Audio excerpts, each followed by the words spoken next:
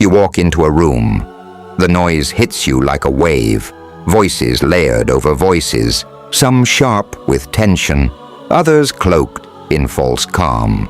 It's not always yelling. Sometimes it's quieter. A flex of ego, a subtle dig, a glance held a second too long. The kind of atmosphere where power isn't just spoken, it's felt. And then, one person. Silent, still, they don't posture, don't compete. They wait, and when they finally speak, the room listens. It's not because they're loud.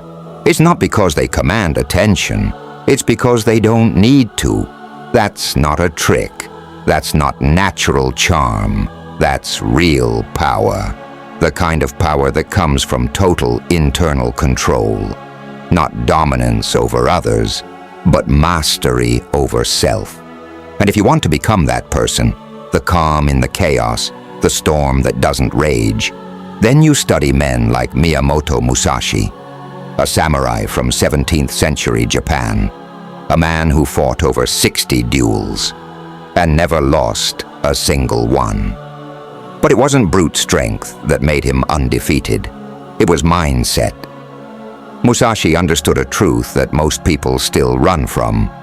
The fiercest opponent is your own mind. When he walked into a duel, he wasn't fighting the other man. He was fighting hesitation, doubt, fear, and he beat them every single day before he ever stepped onto the battlefield. Musashi once said, "You can only fight the way you practice." And that doesn't just mean swinging a sword. It means how you breathe when no one's watching, how you think when no one's listening, how you train your emotions in private, so they don't betray you in public. Because if you panic during practice, you'll panic in war. But if you teach yourself calm when the stakes are low, your mind will follow you when the stakes are everything. That's not mythology. That's not fiction. That's history. And that's how power is built. Not in the spotlight, not in the duel, but in the silence before it. That's what most people miss. They try to be calm only when life screams. But calm is not a button you press. It's a muscle you build. When Musashi entered a duel, he often showed up late. Not out of arrogance, but strategy. While the opponent stewed in anger, burning energy, Musashi conserved his. He understood emotions are weapons, and the calmest man, he holds the sharpest blade. So here's the first principle. 1. Emotions are tools. Never let them become your master. Musashi trained himself to observe emotions like clouds in the sky. He didn't fight them. He didn't feed them. He watched them pass. That detachment, that space between stimulus and response, is where your power lives. 2. Know your enemy, but master yourself. Musashi would often say, "To know 10,000 things, know one well." The one? Himself. Because if you understand your triggers, you can disarm anyone who tries to pull them. When someone insults you, it's not about them. It's about whether you take the bait. Musashi didn't. 3. Be deliberately unpredictable. Musashi never used the same style twice.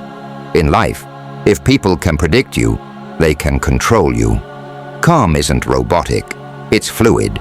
Still water can reflect, but it can also drown. 4. Delay is power. Most people react instantly. Musashi would wait, not because he was unsure, but because he was calculating. Silence is often more powerful than speech. Not every action deserves a reaction. 5. Accept death, and you'll no longer fear it. Musashi meditated on death constantly, because when you no longer fear loss, you become unshakable. You no longer need to win every argument, impress every room, or defend your ego. You just show up, fully, calmly, like a mountain. 6. Detach from outcomes. Musashi didn't fight to win. He fought to express mastery. When you focus on the process, you stay centered. Outcomes create anxiety. Process creates flow. 7. Walk alone. Think deeply. Move precisely. Musashi lived much of his life in solitude. He used it to refine thought, sharpen spirit, build clarity. In solitude, there is no one to impress, so you meet your real self. And once you know that self, no confrontation can shake you. 8. Expect nothing. Prepare for everything. Musashi never assumed an opponent would fight fair. He trained for chaos. Likewise, don't expect peace from the world. Train your mind to remain still, even when it's not fair. That's when your training kicks in. 9. Presence over panic. When you panic, you time travel. You imagine what might go wrong. Musashi stayed here, in this breath, this step, this strike. That's how he won, by being more present than his opponent. 10. Let your silence speak. Not every truth needs to be said. Not every attack needs a defense. Sometimes the most powerful move is no move. Let your stillness disturb their chaos. 11. Know when to walk away. Not every battle is yours. Musashi only fought when necessary, because a wise warrior doesn't prove strength. He preserves it. 12th. Sharpen your inner blade daily. Every day, before the sun cracked the horizon, Miyamoto Musashi was already awake. No audience, no applause, just the quiet rhythm of discipline, the hiss of his blade slicing through the morning air, the scratch of his brush as he wrote down his thoughts, the stillness of his breath as he sat in silence, watching the world move without him. He didn't wait for the storm to prepare. He lived as if the storm could hit at any moment. Musashi trained like every duel was tomorrow, because one day it would be. He studied not just how to fight, but why he fought. He questioned himself, confronted his own weaknesses, and shaped his mind with the same precision he used to shape his blade. His legendary calm. It wasn't something he was born with. It was something he built, day after day, moment by moment, like forging steel through fire.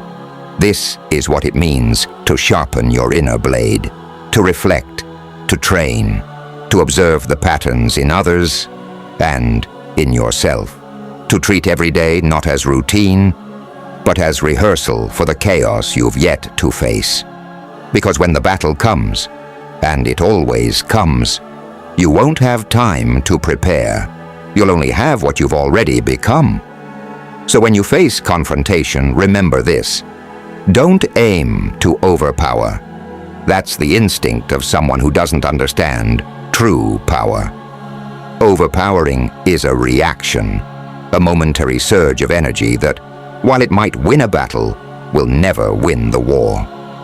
You might silence the noise temporarily, but you'll be left tired, drained, and vulnerable.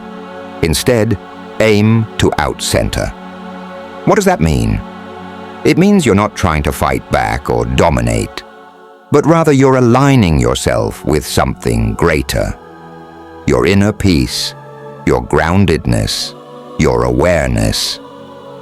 To out-center is to stand in the eye of the storm. It's to know that no matter how fierce the winds may howl, your center is unshakable.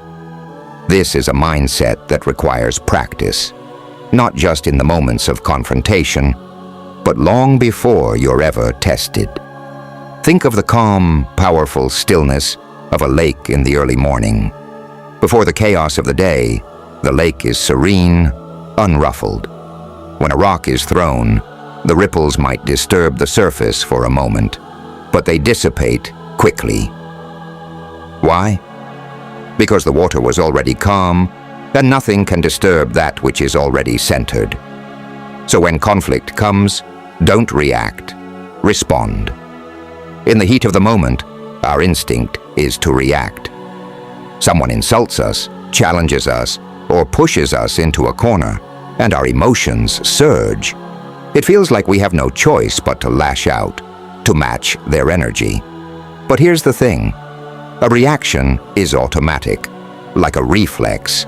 It's a knee-jerk response, born out of fear, defensiveness, or insecurity. A response, on the other hand, is a choice.